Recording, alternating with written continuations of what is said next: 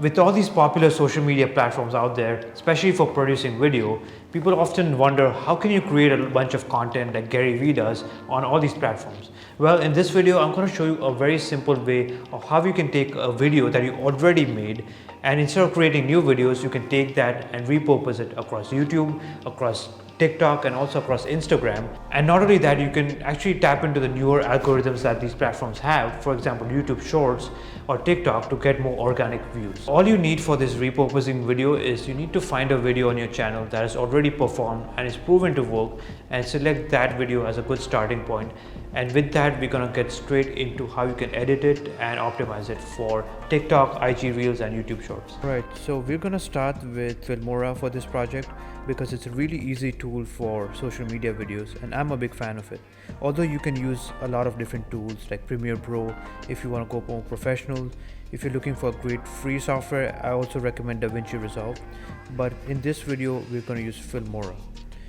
If you're interested in checking out Filmora, I have a link down in the description below.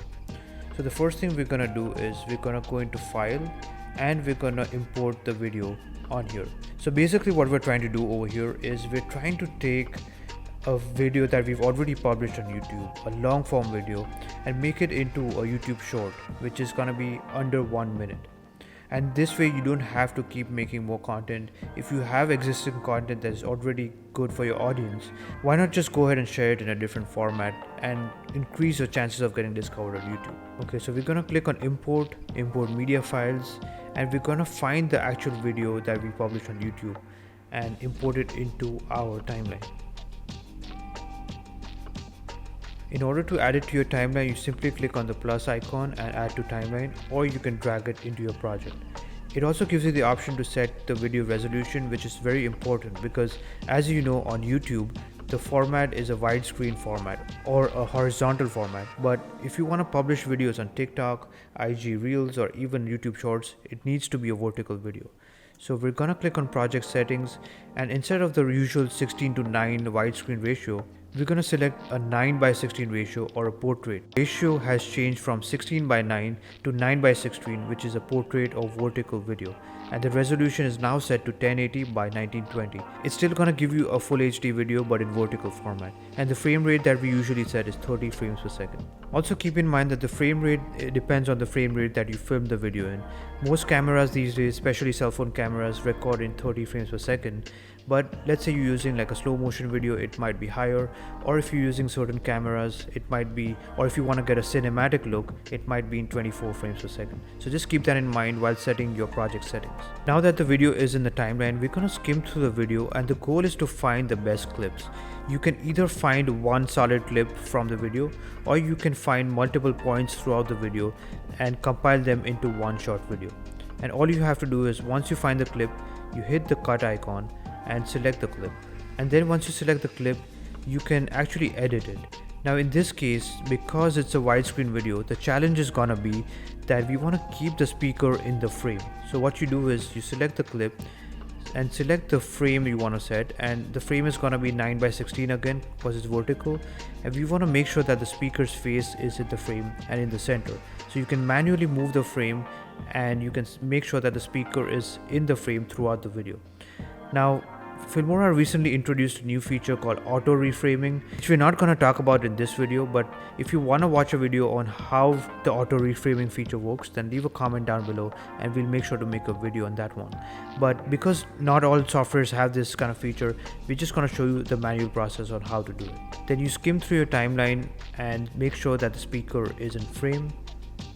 As you can see, even though he's moving, he's still in the frame, but you might have to manually change it from frame to frame. Another key when it comes to publishing these kinds of videos is that your editing needs to be very tight, because it's just the nature of the video and you have very few seconds to make your point across. We just can't be wasting a lot of dead air or dead space when it comes to the video. And also people are going to lose attention if there's too much of a gap when a person is either thinking about something or making a mistake or just putting in a filler word. After you're done with selecting your clip, again, this is gonna be something that you're gonna have to work on your end, finding the best clip out of the main clip. But after you're done with the final clip, you remove all the mistakes, you make sure that the speaker is in frame, you simply go and export the video. and you can export the video as an MP4, which is the usual format, and just make sure that the resolution for the final video is 1080 by 920 to make sure it's a vertical video and not a horizontal one. After you're done with editing the video in your timeline, meaning you got rid of the mistakes or any of the dead air, you made sure that the speaker was in the frame throughout the video, and you got the best clip possible, then go ahead and export the video. And when it comes to exporting the video, you're gonna see options like MP4 in Filmora, or if you're using another software, the most common way to export a video is an H.264, which is also the recommended format for YouTube. And while exporting the video, make sure that your resolution is set to 1080 by 1920 or a 9:16 ratio so that your video comes out as a vertical video. And that's it. You simply have to hit export and let the file render. Okay, now that we've edited the video, the next thing we're gonna do is we're gonna use another tool to add some captions. Captions are a great way for making the video more engaging.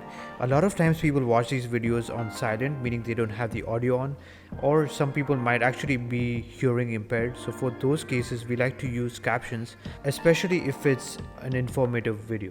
So our favorite tool is called Clipscribe. We use this for all of our clients, and it's just a very simple tool you can use to create nice looking social media videos. So the first thing we're gonna do is we're gonna import our video into Clipscribe. You're gonna upload it and then start designing it. You can start with all sorts of different templates for your titles and branding. You can add your own colors as well, or you can start from scratch with a blank template.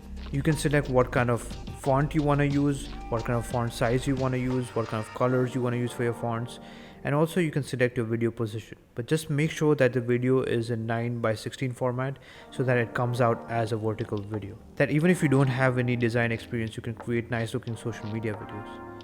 If you want a link to Clipscribe, I'm also going to link that in the description below so you can check it out. So the next thing you're going to do is you're going to click on CC for the closed captioning of the video. As far as the CC options go, you can disable all empty blocks, meaning if there's any sections of the video where there's no speech, it won't show up and you can disable them. This makes it easier for you to sort through which titles or which subtitles you want to focus on. And as you use this tool is going to auto generate your titles for you. And of course it's not perfect yet, but I'm going to show you how you can sort through your subtitles and make sure that you remove any mistakes or fix them.